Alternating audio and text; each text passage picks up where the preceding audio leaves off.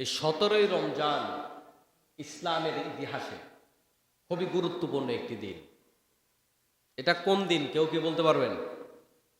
১৭ই রমজান, হ্যাঁ একজন বলতে পারছে। ১৭ই রমজান বদরের যুদ্ধ হয়েছিল। ইসলামের প্রথম যুদ্ধের নাম হলো বদরের যুদ্ধ। কোন যুদ্ধ? বদরের যুদ্ধ।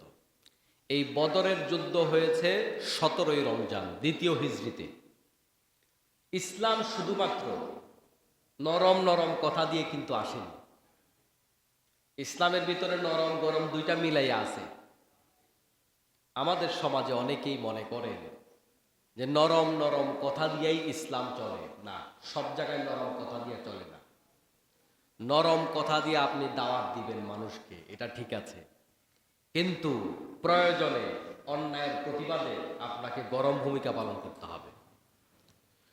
এজন্য বিশ্বনবী সাল্লাল্লাহু আলাইহি ওয়াসাল্লাম যখন বক্তব্য দিতেন, মাঝে মাঝে আল্লাহর নবীর চেহারা একেবারে রক্তিম লাল হয়ে যেত। মানুষ রেগে গেলে যেমন সুন্দর মানুষের চেহারাটা লাল হয়ে যায়, আল্লাহর নবী সাল্লাল্লাহু আলাইহি ওয়াসাল্লাম সুন্দর মানুষ ছিলেন। এই জন্য তিনি যখন জোরে বক্তব্য দিতেন চেহারা মোবারক লাল হয়ে যেত। তাহলে সব সময় কি নরম ওয়াজ, না মাঝে মাঝে গরম? গরম। এই দুইটা মিলাইয়াই হলো ইসলাম। বিশ্বনবী মক্কার ১৩টা বছর দাওয়াতি কাজ করেছেন। ওই ১৩টা বছর দাওয়াতি কাজ মাজলুম হয়েছেন তিনি দাওয়াতি কাজ করতে গিয়ে।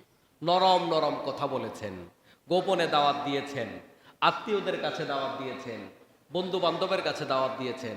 কাছের মানুষ কারা, কাকে দাওয়াত দিলে বিপদে পড়া লাগবে না, আপাতত বেছে বেছে দাওয়াত দিয়েছেন।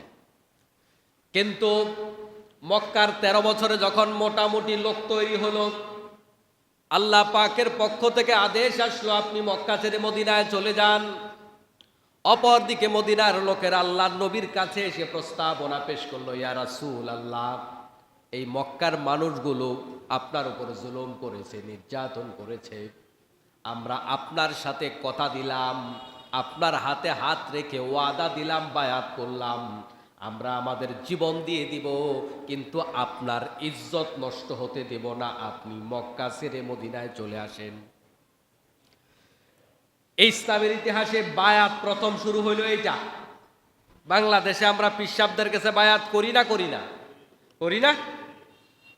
আমাদের বাংলাদেশে বায়াত চলে মন মতো। ওনার বাবা একরকম বায়াত করায় গেছে, ওনার দাদা একরকম বায়াত করায় গেছে, উনিও এখন বায়াত করায়। সকাল সন্ধ্যা এই এই জিকির করবেন, উনি বায়াত করছে। অথচ বায়াত ইসলামের ঐতিহ্য। আল্লাহ রাব্বুল আলামিন এই বায়াতের ব্যাপারে বলেছেন, যারা বাবলা গাছের নিচে আল্লাহর নবীর হাতে হাত রেখে বায়াত গ্রহণ করলো, ওসমান রাদিয়াল্লাহু তাআলা আনহু খুন হয়েছে মর্মে প্রচার হয়ে গেল। আল্লাহর নবীর সাহাবাই কেরাম হজ করার জন্য রওনা হলেন। রাসূল বললেন, এখন যুদ্ধ করতে হবে, হজের ইহরাম খোলো, হজ বাদ দাও, যুদ্ধ হবে, ওসমান হত্যার প্রতিশোধ নেওয়া লাগবে। সাহাবাই কেরাম আল্লাহর নবীর হাতে হাত রেখে বায়াত গ্রহণ করলেন। এক ফোঁটা রক্ত থাকতে ওসমান হত্যার প্রতিশোধ গ্রহণ করে ছাড়বো। আল্লাহু আকবার। অথচ ওসমান এখনো হত্যাই হয় নাই। এটা ছিল একটা মিথ্যা প্রচার, কারণ তখন ফোনের প্রচার নাই। এটা যাচাই করাও কঠিন। মক্কার থেকে প্রচার করা হলো ওসমানকে খুন করা হয়েছে, আর সব সাহাবীরা আল্লাহর নবীর হাতে হাত রেখে বায়াত গ্রহণ করলেন, আমাদের জীবন দিয়ে দেব, কিন্তু ওসমান হত্যার প্রতিশোধ গ্রহণ করেই ছাড়ব। আমরা তো মনে করেছি ইসলামটা খুব নরম নরম জিনিস, কিন্তু এখানে কত গরম খবর। এখন এই গরম কথাটা আল্লাহ পছন্দ করে কিনা প্রশ্ন। সাহাবীরা যে গরম সিদ্ধান্ত নিল, নবীর হাতে হাত রেখে বায়াত গ্রহণ করলো, আল্লাহ রাব্বুল আলামিন বলেন, ইয়াদুল্লাহ ফাওকা আইদিহিম, আল্লাহ তাআলা সাথে সাথে আয়াত নাজিল করে বললেন, ও আমার গোলামেরা শোনো, তোমরা যে ওসমান হত্যার প্রতিশোধ নেওয়ার জন্য বায়াত গ্রহণ করেছো, শপথ গ্রহণ করেছো, ওই শপথ কেবল শপথ না, রাসূলের হাতে হাত থেকে তোমরা শপথ নাও নাই, তোমাদের হাতের উপরে আমি আল্লাহর কুদরতি হাত ছিল। আল্লাহু আকবার। রাসূলের হাতে হাত রাখো নাই তোমরা, আমি আল্লাহর কুদরতি হাত সেখানে ছিল। সুবহানাল্লাহ। বলে কি, আপনি কতদিন তাহাজ্জুদ নামাজ পড়ার পরে এই আয়াত নাজিল হবে যে অমুক সাহাবী অনেক তাহাজ্জুদ নামাজ পড়ছে, তার প্রেক্ষিতে আয়াত নাজিল হয়েছে। কিন্তু রক্তের শপথ, রক্তের বদলা নেওয়ার শপথ যখন সাহাবায়ে কেরাম নিয়েছে, আল্লাহ এত খুশি হয়েছে, আয়াত নাজিল করে বলতেছে তোমাদের হাতের উপরে আমি আল্লাহর হাত ছিল। সুবহানাল্লাহ। আমার মুসলমান ভাইয়েরা, বলছিলাম আল্লাহর নবী মক্কায় লোক তৈরি করলেন, জনবল তৈরি করলেন, কিন্তু মদিনায় গেলেন। মদিনায় যাওয়ার পরে মদিনার লোকেরা আল্লাহর নবীকে গ্রহণ করলেন, আর আল্লাহর নবীর সাথে শপথ গ্রহণ করলেন, আমরা আমাদের জীবন দিয়া দেব, তবে আপনার ইজ্জত নষ্ট হইতে দেব না। সুবহানাল্লাহ। এই যে আল্লাহর নবীকে মক্কায় কথা দিয়া গেলেন, কয়েক দফা আকাবার প্রথম শপথ, দ্বিতীয় শপথ, তৃতীয় শপথ, আল্লাহর নবীর কাছে কয়েক দফা মদিনার থেকে লোকজন আসছে, এসে বললেন আপনি মদিনায় চলে আসেন, আমরা আপনাকে আপনার জানমালের নিরাপত্তা দেব, ইসলামের জন্য যা করা লাগে তা করব, আমরা আপনাকে ফেলে যাব না, জীবনটা দিয়ে দেব, কিন্তু আপনাকে ফেলে যাব না। আল্লাহু আকবার। এখন মক্কা থেকে মদিনায় চলে গেলেন। মদিনায় যাওয়ার পরে আল্লাহর নবী সাল্লাল্লাহু আলাইহি ওয়াসাল্লাম বেশি দিন শান্তিতে নীরবে দাওয়াতি কাজ করতে পেরেছেন এরকম নয়, বরং মদিনায় যাওয়ার পরে একটা বছর পার হতে হতে দ্বিতীয় বছরে পা দিলেন, আর বদরের প্রেক্ষাপট তৈরি হয়ে গেল। বদরের প্রান্তরে ৩১৩ জন সৈন্য নিয়ে মক্কার ১,০০০-এর উপরে কাফেরের সাথে যুদ্ধে উপনীত হয়েছেন মুহাম্মাদুর রাসূলুল্লাহ সাল্লাল্লাহু আলাইহি ওয়াসাল্লাম। সৈন্য সংখ্যা কত? ৩১৩। আর বিপরীতে কত? ১,০০০ বা তার বেশি। আপনি খেয়াল করেন, বরাবর ৩ গুণের চেয়ে বেশি, ৩ গুণের চেয়ে বেশি। ভরসা হলো কেবলমাত্র আল্লাহর উপর। অপরদিকে খেয়াল করেন, মক্কার থেকে যারা এসেছে তাদের জন্য যুদ্ধটা কত কঠিন ছিল। কেন কঠিন যুদ্ধ শোনেন। ভাইয়ের বিরুদ্ধে এই যুদ্ধটা করা লাগবে। এক ভাই ইসলাম কবুল করেছে, আরেক ভাই কাফের। নিজে ইসলাম কবুল করেছে, অপরদিকে বাবা ইসলাম কবুল করে নাই, বাবার বিরুদ্ধে যুদ্ধ করা লাগবে। যুদ্ধের ময়দানে নারীরাও যায়, সে ইসলাম কবুল করেছে, তার মা ইসলাম কবুল করে নাই, যুদ্ধটা করা লাগবে মায়ের বিরুদ্ধে। বাবা ইসলাম কবুল করেছে কিন্তু সন্তান ইসলাম কবুল করে নাই, যুদ্ধটা করা লাগবে সন্তানের বিরুদ্ধে। আপনারা বলেন দেখি, এটা কি সহজ যুদ্ধ নাকি কঠিন যুদ্ধ? বাবার বিরুদ্ধে, মায়ের বিরুদ্ধে, সন্তানের বিরুদ্ধে, বাবা কি বলে যে দাদার বিরুদ্ধে যুদ্ধ, স্ত্রীর বিরুদ্ধে যুদ্ধ বড় কঠিন। এই কঠিন যুদ্ধে আল্লাহর নবীর সাহাবায়ে কেরাম উপনীত হলো। প্রচন্ড পেটে খিদা, খাবার নাই, খুব জামা কাপড়ও নাই, হাতে টাকা পয়সাও নাই, বাড়ি ঘরও এখনো করতে পারে নাই। মক্কা থেকে মদিনায় আসতে বাড়ি নিয়ে আসে নাই, ঘর নিয়ে আসে নাই, টাকা নিয়ে আসে নাই, পয়সা নিয়ে আসে নাই, সম্পদ নিয়ে আসে নাই, রাতের আধারে পালিয়ে এসেছে। এরকম কঠিন অবস্থা, একটা তরবারিও নাই যুদ্ধ করবার মতো, যুদ্ধ করবার মতো ঘোড়াও নাই, যুদ্ধ করবার মতো ওটও নাই, অস্ত্র নাই, খাবার নাই, যুদ্ধের প্রশিক্ষণ নাই। এমত অবস্থায় ৩ থেকে ৪ গুণ সৈন্যের সাথে যারা রণকৌশল জানে, রণসাজে সুসজ্জিত, ওট আছে, অস্ত্র আছে, ঘোড়া আছে, সব কিছু আছে, এরকম সজ্জিত প্রস্তুতি গ্রহণ করনেওয়ালা এরকম একটা গোত্রের সাথে যুদ্ধ করা বড় কঠিন। আল্লাহর নবী যুদ্ধের ময়দানে গেলেন, সাহাবায়ে কেরামকে নিয়ে যুদ্ধের ময়দানে হাত তুললেন। কি করলেন? হাত তুললেন আল্লাহর নবী। মোনাজাত করি আমরা কেমনে? এমনে না। আল্লাহর নবী এইভাবে হাত তুললেন, 2 হাত উপরের দিকে উঠালেন, রাসূলের বগলের শুভ্রতা। সাহাবায়ে কেরাম সেদিন দেখলেন, অনেক উপরের দিকে হাত উঠালেন আর দোয়া করলেন, অঝরে কাঁদলেন। রব্বুল আলামিন আজকের এই বদরের প্রান্তরে যদি সাহাবায়ে কেরাম শহীদ হয়ে যায়, ইসলাম আজকের মতো চিরতরে হারিয়ে যাবে, আর ইসলামের জমিনে দাঁড়াবে না।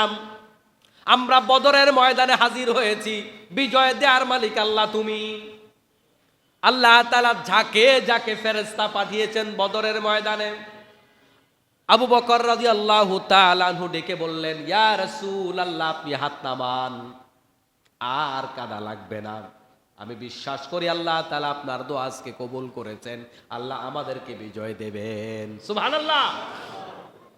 ও মুসলমান ভাইরা, বদরের প্রান্তরে মুসলমানদের প্রথম যুদ্ধে মুসলমানরা বিজয় হয়েছেন, দোয়া করেছেন অনেক, কিন্তু দোয়াটা মসজিদে করেছে না যুদ্ধের ময়দানে করেছে? বুঝেন না বোধহয় কথা। দোয়া কি মসজিদে করছে না যুদ্ধের ময়দানে? তাহলে অন্যায়ের প্রতিবাদ করতে গিয়া ময়দানে গিয়া দোয়া করা লাগবে, মসজিদে বসে বসে অন্যায় প্রতিরোধ করা সম্ভব নয়।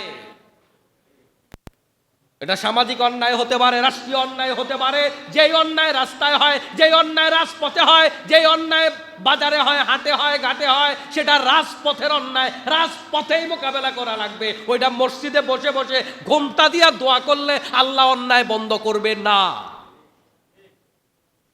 আল্লাহর নবীর শক্তি কম ছিল, জিহাদের ময়দানে চলে গেছেন, দোয়া করেছেন, আল্লাহ তাআলা দোয়া কবুল করছে না দোয়া কবুল করে নাই? করছেনি। দোয়াটা কোথায়?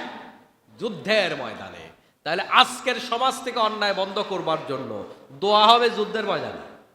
দোয়া মসজিদে বসে বসে এখানে ইল্লাল্লাহ করবেন আর এখানে বসে দোয়া করবেন, আল্লাহ তাআলা ফেরেশতা দিয়া দুনিয়াতে দিন কায়েম করে দিবেন, এটা মনে করবার কোনো সুযোগ নাই। দোয়া হবে মাঠে। প্রিয় মুসলমান ভাইয়েরা, তাহলে আগামীকাল এই 17 রমজান, এই বদর দিবস, অত্যন্ত গুরুত্বপূর্ণ শিক্ষা। রমজানের রোজা রেখে সাহাবাই কেরাম যুদ্ধের ময়দানে ঝাঁপিয়ে পড়েছেন আর আল্লাহ পাক বিজয় দিয়েছেন। তাহলে বদর মানে এক বিজয়ের সূচনা। বাংলাদেশের আকাশে অন্ধকার দেখা যায়, জুলাইয়ের মাধ্যমে বাংলাদেশে যেই নতুন সূর্যোদয় হওয়ার কথা ছিল সেটা সেভাবে দেখা যাচ্ছে না। আল্লাহ তাআলা যেন এই বদরকে সামনে রেখে মুসলমানদের ঈমানকে তাজা করে দেয়, মুসলমানরা যেন তাদের বিজয় চিনে এনে কোরআনের বাংলাদেশ বানাতে পারে। আল্লাহ পাক তৌফিক দান করুক, আমিন। আমার মুসলমান ভাইয়েরা, তারপরে আসুন, আমাদের আর 3 থেকে 4 দিন আছে কেবল, তাই না? মাহে রমজানের শেষ দিকে লাইলাতুল কদর, কদর নামে আল্লাহ পাক একটা সূরা নাজিল করেছেন কোরআনুল কারীমে। এ কদর, মাহে রমজান দামি হলো কদরের কারণে, কদর দামি হলো কোরআনের কারণে। কোরআনের চাইতে দামি আর কেউ হতে পারে না। সুবহানাল্লাহ। কোরআন যে জাতির উপর নাজিল হয়েছে, এই জাতি সবচাইতে দামি জাতি। শেষ জামানার এই জাতি, এই উম্মতের চাইতে দামি উম্মত অতীতে এই জমিনের মধ্যে আর আসে নাই। সুবহানাল্লাহ। যেই নবীর উপরে কোরআন নাজিল হয়েছে, ওই নবী দামি নবী, এর চাইতে দামি আর কোনো নবী নাই। আমার মুসলমান ভাইয়েরা, যেই রাতে কোরআন নাজিল হয়েছে ওই রাত সবচাইতে দামি রাত। যেই মাসে কোরআন নাজিল হয়েছে ওই মাস সবচাইতে দামি মাস। তাহলে এই সব দামের পিছনে আসল উদ্দেশ্য একটা, আসল জিনিস একটা, সেটার নাম হলো কোরআন। এই জন্য দামি হতে হলে কোরআনওয়ালা হওয়া লাগবে, কোরআন ছাড়া দামি হওয়া যাবে না। আমরা দামি কোরআনের কারণে, এই জন্য কোরআন না জানলে দামি হওয়ার কোনো সুযোগ নাই। আমি এই কথা এই মসজিদেও বারবার বলেছি, ম্যাক্সিমাম মাহফিলে, ম্যাক্সিমাম আলোচনায়, লেকচারে আমি এটা বলার চেষ্টা করি। প্রিয় মুসলমান ভাই, আপনি জুমার নামাজ পড়েন, তাহাজ্জুদ নামাজ পড়েন, শবে কদর পড়েন, যা করেন, সব কিছুর মূল কথা হলো একটা, আপনি কোরআন জানেন, কোরআন পারেন। যদি কোরআন না জানেন, কোরআন না পারেন, কোরআন সহি না হয়, আল্লাহর ঘর মসজিদে বসে বলছি, কখনো জান্নাতে যাওয়ার সম্ভাবনা নাই। কোরআন ছাড়া জান্নাতে যাওয়া যাবে না, কোরআন জানতে হবে। মাহে রমজানের আরো 14 দিন বাকি আছে, আজই কোরআন শিখার সিদ্ধান্ত গ্রহণ করুন। কোরআন না জেনে বাকি আমল আখলাক দিয়া জান্নাতে যাওয়ার কোনো সুযোগ নেই, সোজা মাসআলা। এজন্য কোরআন জানবো, কোরআন শিখবো, আজই শিখবো, এ মাসেই শিখবো, এই সেশনেই শিখবো। আগামী বছরের অপেক্ষা করব না, আগামী বছর আমার আপনার কিসমতে আর নাও আসতে পারে, ঠিক কিনা বলেন? এই জন্য বিশ্ব নবী বলেছেন, যে ব্যক্তি রমজান পেল গুনাহ মাফ করাইতে পারলো না, তার উপর খোদার লানত, তার উপর খোদার গজব। এই জন্য এই রমজানটাকে আমরা সেভাবে কাজে লাগাতে চাই। আল্লাহ পাক তৌফিক দান করুন, আমিন। একদিন বিশ্বনবী সাল্লাল্লাহু আলাইহি ওয়াসাল্লাম সাহাবাই কেরামের সাথে গল্প করছেন। গল্প করার মধ্যে আল্লাহর নবী বললেন বনী ইসরাইলের এক ব্যক্তির কথা, যিনি 1000 বছর পর্যন্ত ইবাদত করেছেন। সাহাবাই কেরাম আল্লাহর নবীর কথাগুলো শুনে মন খারাপ করলেন। আমাদের হায়াত তো 50 বছর, 60 বছর, 70 বছর, আর বনী ইসরাইলের লোকেরা 1000 বছরের ইবাদত করেছেন। সাহাবাই কেরামের মন খারাপ হলো, এই 50-60 বছর আমরা আর কতখানি ইবাদত করব? ওই বনী ইসরাইলের লোকেরা তো হাসরের মাঠে আমাদের চাইতে দামি হয়ে যাবে। অন্য বর্ণনায় এসেছে বনী ইসরাইলের কিছু ইবাদতকারী আল্লাহর নবী তুলে ধরেছেন, যারা সারা রাত ভর তাহাজ্জুদ নামাজে দাঁড়িয়ে থাকতেন, রাত ভর ঘুমাতেন না, রাতের পর রাত এভাবে তাহাজ্জুদ নামাজে রাত কাটিয়ে দিতেন, আর এভাবে দিনের পর দিন যুদ্ধের ময়দানে কাটিয়ে দিতেন। আর সেই সময়টা 100-200 বছর নয়, সেই সময়টা হলো 1000 বছর। 1000 বছর হায়াত পেতেন, এভাবে 1000 বছর রাত্রিবেলাটা আল্লাহর জন্য কাটিয়ে দিতেন, আর দিনের বেলাটা যুদ্ধের ময়দানে কাটিয়ে দিতেন। সাহাবাই কেরাম গল্পগুলো শুনে মন খারাপ করলেন, আমাদের তো শরীরে এত এনার্জি নাই, আমরা সারা রাত দাঁড়িয়ে দাঁড়িয়ে ইবাদত করতেও পারি না, সারাদিন যুদ্ধও করতে পারি না, আবার আমাদের হায়াত কত কম, এত কম হায়াতে কতখানি ইবাদত করব, আর আল্লাহরে কদ্দুর খুশি করব? এই অল্প ইবাদত দিয়ে আমরা আল্লাহকে খুশি করতে পারবো কিনা? আল্লাহর নবীর সাহাবাই কেরাম যখন মন খারাপ করলেন, আল্লাহ রব্বুল আলামিন সূরা কদর নাজিল করে সাহাবাই কেরামকে খুশি করে দিলেন। সুবহানাল্লাহ। কিভাবে খুশি করলেন? ইন্না আনজালনাহু ফি লাইলাতিল কদর, নিশ্চয়ই আমি কোরআনকে নাজিল করেছি লাইলাতুল কদরের মধ্যে। এই লাইলাতুল কদর আমি কোরআন নাজিল করেছি। ওয়া মা আদরাকা মা লাইলাতুল কদর, আপনি কি জানেন নবী লাইলাতুল কদরটা কি? লাইলাতুল কদরে খায়রুম মিন আলফি শাহর, লাইলাতুল কদর হলো 1000 বছরের চাইতেও উত্তম একটি রাত। সুবহানাল্লাহ। তাহলে এক রাতের মর্যাদা কত? 1000 বছরের চাইতে উত্তম। তার 1000 বছর তাদের কথা শুনে মন খারাপ করেছ? ওরা 1000 বছর ইবাদত করেছে, আমি এমন এক রাত এই উম্মতে মুহাম্মদীকে দিলাম, এক রাত ইবাদত করলে 1000 বছরের চেয়ে বেশি হয়ে যাবে। সুবহানাল্লাহ। আজব ব্যাপার, মন খারাপ করার কোনো কারণ নাই। এখন কেউ যদি লাইলাতুল কদর 50 বছর পায়, তাহলে এবার কি হলো? লাইলাতুল বছর যদি কেউ 100 বছর পায়, তাহলে এবার সে কত পাইল? আবার এখানে 1000 বছর থেকে উত্তম। 1000 অর্থ কিন্তু 1000 নয়। 1000 অর্থ, হাজারের ব্যাখ্যা এভাবে ওলামায়ে কেরাম অনেকে করেছেন। 1000 মানে হলো হাজার হাজার। সুবহানাল্লাহ। যেমন রমজান মাসে কেউ যদি 1 টাকা দান করে, সেটা 70 থেকে 700 গুণ পর্যন্ত বৃদ্ধি হবে। এই 700 মানে কি 700? মুফাসসিরিনে কেরাম বলেছেন এই 700 মানে 700 নয়। আরবিতে 70, 700 এই সংখ্যাগুলো মূলত আধিক্য বোঝাবার জন্য ব্যবহার করা হয়।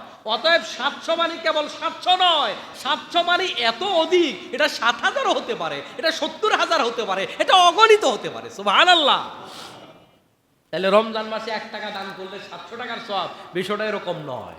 এটা লাখ লাখ টাকার সওয়াব হতে পারে, এটা অগণিত হতে পারে, এটা অফুরন্ত হতে পারে। সুবহানাল্লাহ।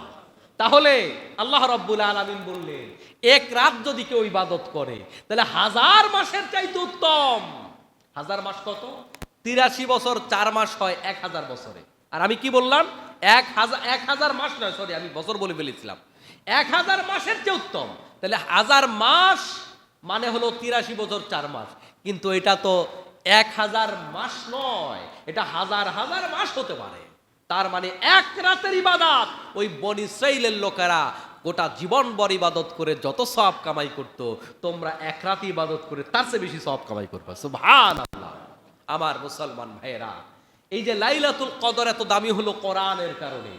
এই লাইলাতুল কদরে আল্লাহ পাক কোরআন নাজিল করেছেন। কোথায় নাজিল করেছেন?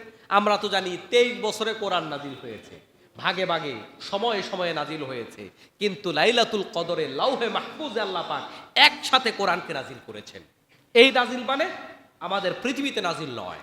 লাইলাতুল কদরে আল্লাহ পাক লাউহে মাহফুজে একসাথে কোরআন নাজিল করেছেন, আর সেখান থেকে ভাগে ভাগে জিব্রাইল আমিনের মাধ্যমে আমাদের জন্য কোরআনকে পাঠিয়েছেন।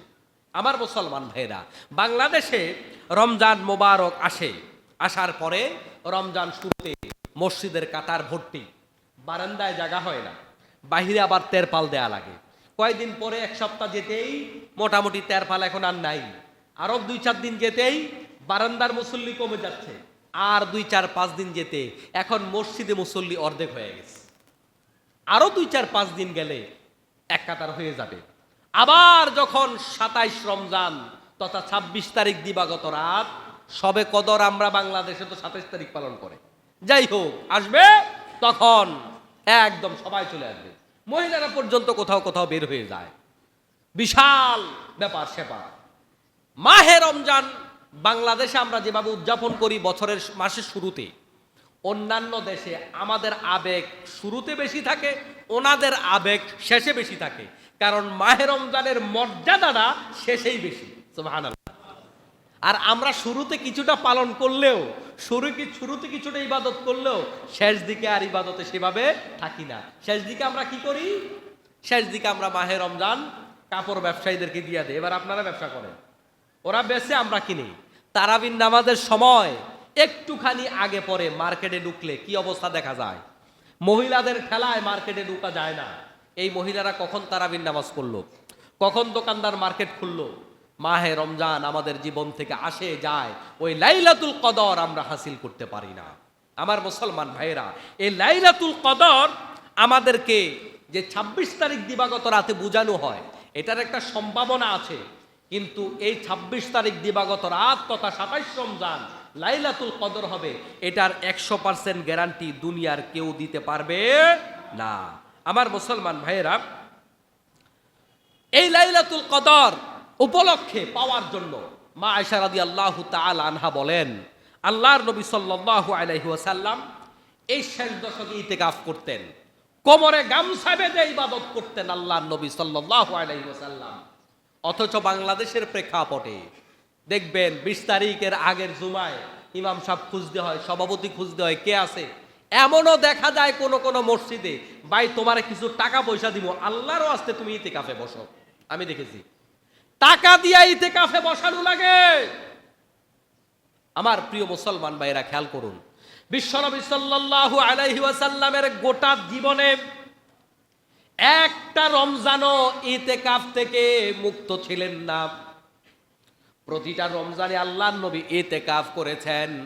যতদিন বেঁচে ছিলেন সব রমজানের শেষ দশক ইতিকাফ করলেন। যেই নবী গোটা জীবনে একবারও ইতিকাফ ছাড়লেন না, ওই নবীর উম্মাত গোটা জীবনে একবারও ইতিকাফ করলো না। আপনি একবারও ইতিকাফ করেন নাই। আমার সামনে যারা আছেন, আমি যদি এখন বলি হাত তুলেন, কয়জন হাত তুলতে পারবে যে জীবনে একবার ইতিকাফ করছি? কয়জন হাত তোলা যাবে? যাবে না। আগামী রমজানটা আপনি পাবেন না, গ্যারান্টি নাই।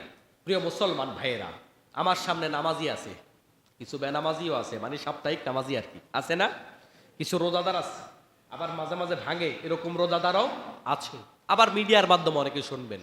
প্রিয় মুসলমান ভাই, চোরও থাকতে পারে, ডাকাত থাকতে পারে, সুদখোর থাকতে পারে, ঘুষখোর থাকতে পারে, আছে না? আছে কি না? কারণ জুমার নামাজ ওরাও পড়ে। তো এই যে আপনারা পড়েন, জুমার নামাজে কেন আসছেন ভাই বলেন তো? এই কারণেই এসেছেন, অন্তত জুমার নামাজটা পড়ে আল্লাহর কাছে একটু হাজিরা দিলাম, ভাই আমি কিন্তু মুসলমান, যাই করি চুরি আর ডাকাতি, আমি কিন্তু কি মুসলমান। এটা মনে করেই তো আসছেন, এটা মনে করেই যেহেতু আসছেন, প্রিয় মুসলমান ভাই, এবারের ইতিকাফটাতে আপনি শামিল হন, এবারের ইতিকাফটাতে শামিল হন।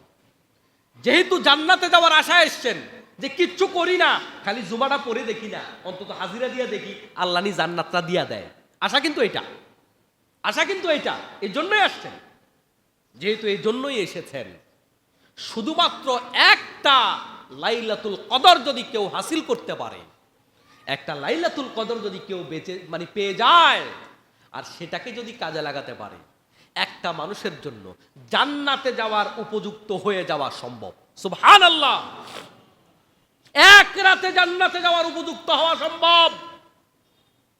লাইলাতুল কদর এতটাই দামি, তাহলে আপনি আগামী বছরের অপেক্ষাটা কেন করবেন? যারা জীবনে করেন নাই, হ্যাঁ, এক বছরে সবাই আমরা পারবো না, আমাদের সময় সুযোগ হবে না, অফিস আছে, ব্যস্ততা আছে, সমস্যা আছে, কিন্তু সারা বছর যদি আপনি সমস্যা বলেন, সারা জীবন যদি সমস্যা বলেন, এটা তো মেনে নেওয়া যায় না। আপনাকে এই সময় কে দিয়েছে? যিনি আপনাকে 50 বছর হায়াত দিলেন। আপনি কত বড় অকৃতজ্ঞ! 50 বছরে আপনি 10 দিন পান নাই সময়, কত বড় অকৃতজ্ঞ! আল্লাহ তো আপনার হায়াতকে 20 বছরের মধ্যে ক্রস করে দিতে পারতেন, কেটে দিতে পারতেন, 30 বছরে কেটে দিতে পারতেন, 40 বছরে কেটে দিতে পারতেন। 50 বছর হায়াত দিল, আপনি বলতেছেন আমার সময় নাই? আপনার চাইতে অকৃতজ্ঞ আর কে হতে পারে? আপনাকে আমি এখন 10 লাখ টাকা আপনার হাতে দিলাম, আর আপনি মসজিদ থেকে বের হওয়ার পরে কেউ একজন আপনার কাছে 10টা টাকা আল্লাহর ওয়াস্তে চাইলো, আপনি তাকে দিলেন না, কিংবা যেই কর্তৃপক্ষ আপনাকে 10 লাখ দিল তারাই কোনো কাজে আপনার কাছে 10 টাকা চাইলো, আপনি বললেন আমার কাছে নাই। আপনার চাইতে অমানুষ আর কেউ হতে পারে? এত বড় হায়াত আপনাকে দিল, আপনি তাকে যিনি দিয়েছেন তাকেই বলতেছেন সময় আমার কি নাই, সময় নাই। প্রিয় মুসলমান ভাইয়েরা, লাইলাতুল কদর আমরা যেভাবে ফিক্সড করি এভাবে ফিক্সড করা উচিত নয়। কারণ লাইলাতুল কদর আল্লাহর নবী সাল্লাল্লাহু আলাইহি ওয়াসাল্লামও মনে রাখতে পারেন নাই কবে। বিশ্বনবী সাল্লাল্লাহু আলাইহি ওয়াসাল্লাম, আমাকে লাইলাতুল কদর দেখানো হয়েছিল, আমি তোমাদেরকে জানানোর জন্য বের হয়েছিলাম। কবে যে লাইলাতুল কদর আমাকে জানানো হয়েছে, আমি তোমাদেরকে জানানোর জন্য বের হলাম। রাস্তায় 2 জন লোকের সাথে আমার দেখা হয়েছে, ওদের সাথে ছিল শয়তান। ওদের সাথে দেখা হওয়ার পরে আমি লাইলাতুল কদর কবে সেটা ভুলে গেছি। এটা ভুলাইছে কে? ঘুরে ফিরে মূল কথা, এটা ভুলাইছে কে? আল্লাহ। এর দ্বারা বোঝা গেল আল্লাহ তাআলা চায় নাই লাইলাতুল কদর কবে এটা ফিক্স করবার জন্য। তবে অন্য হাদিসের মধ্যে আসছে আমি লাইলাতুল কদর পেয়েছি, আমি সকালবেলা দেখলাম আমি কাদামাটির মধ্যে সিজদা করছি, আবহাওয়াটা ছিল ঠান্ডা। লাইলাতুল কদরের আবহাওয়া ঠান্ডা হবে, ঝিরিঝিরি বৃষ্টি হওয়ার সম্ভাবনা থাকবে। কারণ আল্লাহর নবী যেদিন লাইলাতুল কদর পেয়েছেন, ওই যে আমাদের মতো তো সাদওয়ালা মসজিদ নাই, উপর থেকে বৃষ্টির পানি পড়েছে, আর আল্লাহর নবী শেষ রাতে সিজদা দিয়েছেন কোথায়? কর্দমাক্ত মাটিতে সিজদা দিয়েছেন। এগুলা লাইলাতুল কদর পাওয়ার কিছু চিহ্ন যে এই রাতে লাইলাতুল কদর হলো কিনা। বিশ্বনবী সাল্লাল্লাহু আলাইহি ওয়াসাল্লাম বলেন, তাহাররু লাইলাতুল কদর, তোমরা লাইলাতুল কদর তালাশ করো। কোন রাতে? লাইলাতুল কদর তালাশ করো মিন আওয়াখিরি শাহরি রমাদান ফিল বিদ, রমজান মাসের শেষ দশকের বিজোড় রাতগুলাতে লাইলাতুল কদর তালাশ করো। তাইলে অন্তত 21, 23, 25, 27, 29 আর 27 তারিখে মোটামুটি মসজিদে আসলেও 27 তারিখের পরে বাংলাদেশে কোনো রোজাই আছে বলে মনে হয় না। রোজা যে আছে এটা মনেই হয় না। 27 তারিখ শেষ, কিন্তু 29 তারিখও লাইলাতুল কদর হতে পারে, 29 তারিখ হওয়ার সম্ভাবনাও আছে। প্রিয় মুসলমান ভাইয়েরা, রমজান মাসের শেষ যে দশকটা, এখন আধুনিকতার কারণে আমাদের কিছু বিষয় উপকার হয়েছে, কিছু বিষয়ে ঝামেলা লাগছে। যেমন চাঁদ নিয়ে ঝামেলা লাগছে। সৌদি আরবে চাঁদ উঠলে আগে মানুষ টের পাইতো না, এখন তো টের পায়। তো টের পাওয়ার কারণে কি হয়? এখন অনেকের প্রশ্ন, তাইলে হুজুর বেজর রাতে যে লাইলাতুল কদর হবে, এটা কি সৌদি আরবের বেজর না বাংলাদেশের বেজর? প্রশ্ন তো ফেলে দেওয়ার মতো না, প্রশ্ন তো যৌক্তিক। এই জন্য আমরা বলবো, রমজান মাসের শেষ দশক আল্লাহর নবী ইতিকাফ কেন করতে বলেছেন? 1500 বছর আগে আল্লাহও জানে, রাসূলও জানে এই ঝামেলা যে হবে, এই প্রশ্ন যে আসবে। অতএব শেষ দশক সবটা ইতিকাফ করলে জোর রাতে হোক আর বেজোর রাতে হোক, আপনার লাইলাতুল কদর পেয়ে যাওয়ার সম্ভাবনা 100%। সুবহানাল্লাহ। এই জন্য প্রিয় মুসলমান ভাই, রমজান মাসের শেষ এই দশকটাতে প্রতি রাতে একটু বাড়তি আমল করব। কি? 5-10টা টাকা আল্লাহর ওয়াস্তে দান করার চেষ্টা করব। শেষ দশকটাতে একদিনও দান করা থেকে বিরত থাকবো না, কিছু কিছু দান করব। প্রতিদিন 2টা রাকাত হলো বাড়তি নফল নামাজ পড়ার চেষ্টা করব। আমি রমজানের প্রথম জুমায় বলেছিলাম, আমরা সারা বছর বললেও অনেক সময় ইমানের দুর্বলতা, শারীরিক দুর্বলতা, মানসিক দুর্বলতা, অনেক দুর্বলতার কারণে আমরা ইচ্ছা করলেও সারা বছর তাহাজ্জুদ নামাজ সেভাবে পড়তে পারি না, পড়লেও কেউ নিয়মিত পড়তে পারি না। কিন্তু রমজান মাসে আমাদের সুযোগ আছে। আমি আপনাদের উৎসাহের জন্য বলি, আমি তো আমার ঘরে আমার ছোট ছোট বাচ্চাদেরকে নিয়ে, আমি সবাইকে নিয়ে একসাথে, আমার স্ত্রী, বাচ্চা কাচ্চা, আমরা সবাইকে মিলে আমরা একসাথে তাহাজ্জুদ নামাজ জামাতে পড়ি। আপনি রমজান মাসে এই সুযোগটা তো আছে, কারণ আমরা সেহরি খাওয়ার আগে পরে মোটামুটি কেউ এক খিলি পান খায়, আর যাদের সিগারেটের অভ্যাস আছে তারা সেহরির সময়ও ছাড়ে না। আমি দেখেছি এরকম লোক, আছে না নাই? আছে। আমি আপনাদের ওয়াদা করাইছিলাম, প্রিয় ভাই, রমজানে আগের থেকে তো সিগারেট খাওয়া কমাইছেন, কেউ রমজানে ছেড়ে দেয় আবার রমজানের পরে ধরে। এই রমজান উপলক্ষে হারাম খাওয়া ছেড়ে দেন, হারাম খাওয়া ছেড়ে দেন প্রিয় ভাই। কার জন্য হারাম খান? সুদে ঘুষের টাকা কার জন্য খান? কবরে চলে যাবেন, কবরের মাটির চাপে শরীরের এ পাশের হাড্ডি ও পাশে ঢুকে যাবে, ডানে বাঁয়ে কাউকে পাওয়া যাবে না, আপনি একা হয়ে যাবেন। কোনো বালিশ আপনার সাথে যাবে না, কোনো বিছনা আপনার সাথে যাবে না, অন্ধকার, কোনো আলোর ব্যবস্থাপনা থাকবে না, পড়ে থাকবেন, বলতে পারবেন না, চাইতে পারবেন না, কিছু করতে পারবেন না, সম্পদের দলিল দিতে পারবেন না, সব কিছু থেকে আপনি অকার্যকর হয়ে যাবেন, আপনি সমাজের কাছে গৌণ হয়ে যাবেন, সমাজের কাছে অপ্রয়োজনীয় হয়ে যাবেন, সমাজের কাছে গন্ধ হয়ে যাবেন, সমাজের কাছে আপনি দামহীন হয়ে যাবেন, সমাজের কাছে আপনি একটা বোঝা হয়ে যাবেন। সেদিনের আগে আমার নিজেকে প্রস্তুত করবার প্রয়োজন। আর সেই দিনটা রমজান মাসেও আমার আপনার জন্য আসতে পারে, আসতে পারে কি পারে না? আমি একা, আমার আশপাশে যাদেরকেই আপন দেখি কেউ আমার আপন নয়, কেউ আমার আপন নয়, সবাই আমাকে ব্যবহার করছে, সবাই আমাকে ব্যবহার করছে। যতদিন আমি টাকা দিতে পারি ততদিন আমার দাম আছে, যতদিন সময় দিতে পারি ততদিন আমার দাম আছে, যতদিন আমি তাদের জন্য করতে পারি ততদিন দাম আছে। করতে না পারলে, সময় দিতে না পারলে, টাকা দিতে না পারলে সন্তানের কাছে দাম নাই, স্ত্রীর কাছে দাম নাই, মসজিদে দাম নাই, সমাজে দাম নাই, কোনো জায়গায় আপনার দাম নাই। ঠিক কিনা বলেন? এজন্য সেই একাকী ঘরে যাওয়ার আগে, গত অর্ধেক রমজান পার হয়ে গেছে, সেভাবে কাজে লাগাতে পারিনি, এখনো একটুখানি কোরআন তিলাওয়াত, রমজান মাস চলে যাচ্ছে, আমি করতে পারি নাই। কোরআন মোটামুটি পড়তে পারি, কোরআনটা একটু ধরে দেখতে পারি নাই, শুদ্ধ করে পড়তে বলেছিলাম, একটু ধরতে পারেন নাই। বাকি 14টা দিন কাজে লাগান, আল্লাহর দিকে তাকায় একটু কাজে লাগান, নিজের জন্য কিছু করেন। যা করতেছেন এ পর্যন্ত সব পরের জন্য করতেছেন। যত জায়গা কিনলাম এগুলা নিয়ে যেতে পারবো? যত টাকা ব্যাংকে আছে খেয়ে যেতে পারবো? যত জামা আমার আলমারিতে আছে পরে যেতে পারবো? কিছুই না। আমি নিজে যা ভোগ করব, টোটাল গোটা জীবনের কামাই শিখিয়ে আনাও নিজের জন্য না, বাকি সব মানুষের জন্য। আমার স্ত্রী পরিবারের জন্য, সমাজের মানুষের জন্য, অথবা চোর ডাকাত নিয়ে যাবে তাদের জন্য, আমার জন্য কিছুই তো নাই। বাকি রমজানটা নিজের জন্য একটুখানি করেন, নিজের জন্য একটুখানি করেন, সমাজের ব্যাপারে একটু পাষাণ হয়ে যান, নিজের জন্য একটু সময় দেন। আমি আমার জন্য সময় দিলাম, আমাকে আমি করব। এই শেষ দশকটা ইবাদাতে কাটাবো। দৈনিক কিছু বলেছিলাম কি, কিছু তাহাজ্জুদ নামাজ বাড়তি পড়বেন, কিছু ইবাদাত, কিছু নফল নামাজ বাড়তি পড়বেন, কিছু সাদাকা বাড়তি দিবেন, মানুষদেরকে ক্ষমা করে দিবেন। আজকে আমাদের বাংলাদেশে হিংস্রতা অনেক বেশি বেড়ে গেছে। বড় আফসোস নিয়ে বলতে হয়, রমজানের এই অর্ধেক এক পক্ষ গেল, এই অর্ধেক রমজানে যেই পরিমাণ খুন হয়েছে, যেই পরিমাণ ধর্ষণ হয়েছে, বাংলাদেশের ইতিহাসে অতীতে কখনো হয়নি। এবারের রমজানে যেটা হয়েছে অতীতে কোনোদিন কখনো কোন সরকারের আমলে হয়নি। একদিকে আফসোসের, অপরদিকে এটা সরকারের ব্যর্থতা। কারণ সরকার আইন শৃঙ্খলা পরিস্থিতি সেভাবে নিয়ন্ত্রণ করতে পারেনি, সরকার সেভাবে নিজের দলের লোকদের নিয়ন্ত্রণ করতে পারেনি। এই রমজান মাসেও মানুষ সুন্দরভাবে ব্যবসা বাণিজ্য করতে পারছে না। ছোট্ট ছোট্ট শিশুরা ধর্ষিতা হয়, গলা কেটে খুন করে ফেলে দেওয়া হয়। আফসোস, কোন দিকে যাচ্ছে আমরা? আমাদের ভিতরে মায়া মমতা একেবারে চলে গেছে। প্রিয় মুসলমান ভাই, নিজের থেকে রাগকে মুছে ফেলে দেন। বিশ্বনবী সাল্লাল্লাহু আলাইহি ওয়াসাল্লামকে প্রশ্ন করা হলো, ইয়া রাসূলুল্লাহ আওসিনি, আমাকে একটু নসিহত করেন, আপনি কিছু নসিহত করেন আমাকে। আল্লাহর নবী বললেন, লা তাকদাব, রাগ করো না। সাহাবী বললেন, ইয়া রাসূলুল্লাহ আমাকে আরো নসিহত করেন। রাসূল বললেন, লা তাকদাব, রাগ করো না। সাহাবী বললেন, ইয়া রাসূলুল্লাহ আমাকে আরো নসিহত করেন। রাসূল বললেন, লা তাকদাব, রাগ করো না। এই সমাজে যত খুন, অন্যায়, ধর্ষণ, ব্যভিচার, এই সব কিছুর পিছনে জিজ্ঞাসা, রাগ, এটা অন্যতম প্রধানত দায়ী।